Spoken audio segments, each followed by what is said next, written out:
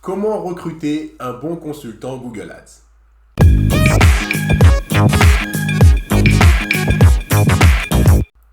Je suis Davy, formateur sur la plateforme Courseovery, et dans cette vidéo, on va donc se poser la question comment recruter un bon consultant Google Ads. Donc pour ça, je vais donc aborder 3 pistes que moi j'utiliserai pour recruter un bon consultant Google Ads.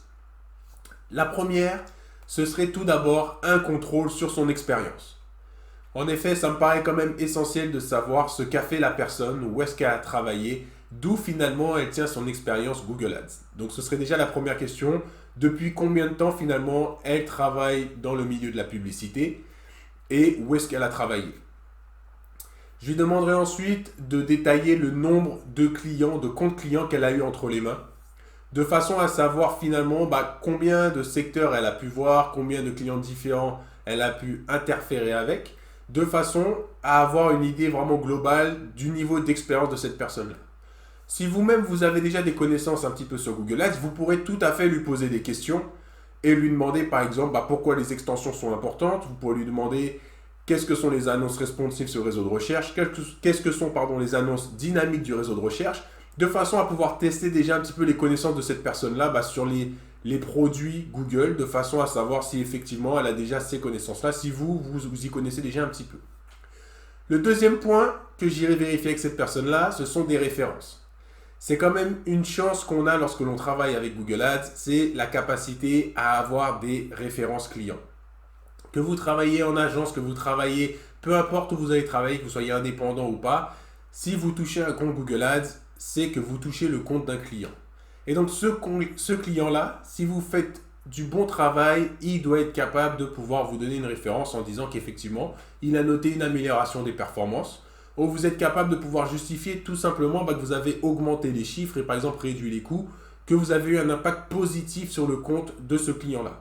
Donc ça aujourd'hui, ce n'est pas forcément quelque chose qui est très compliqué de pouvoir démontrer, surtout lorsqu'on a déjà des comptes Google Ads. On peut tout simplement montrer ses performances de façon très très simple.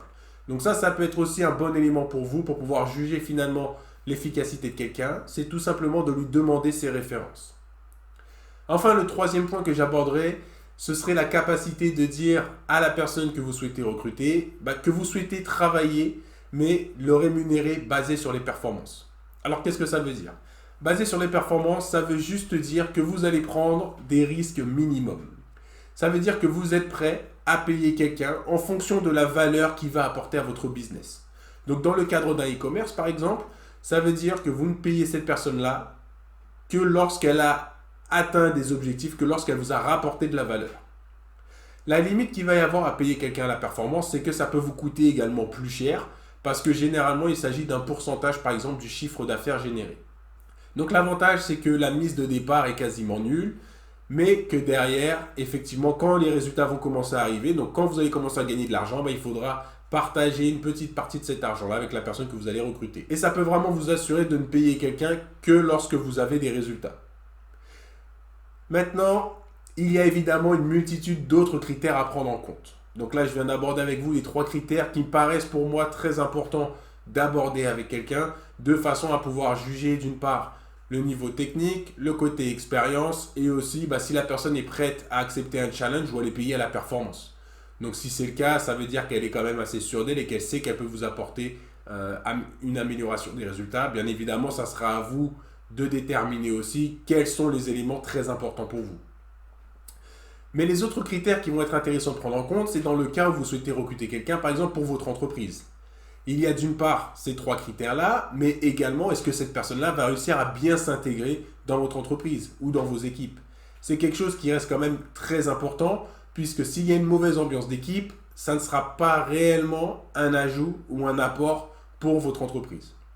Donc vous allez avoir toute cette partie un petit peu plus soft skill qui va vraiment rentrer en compte. Donc par exemple l'élocution, le comportement, la réactivité de quelqu'un, c'est peut-être des éléments que vous allez juger très importants et qu'il faudra donc aussi prendre en compte lors de votre décision finale de façon à vous assurer de faire le meilleur recrutement possible.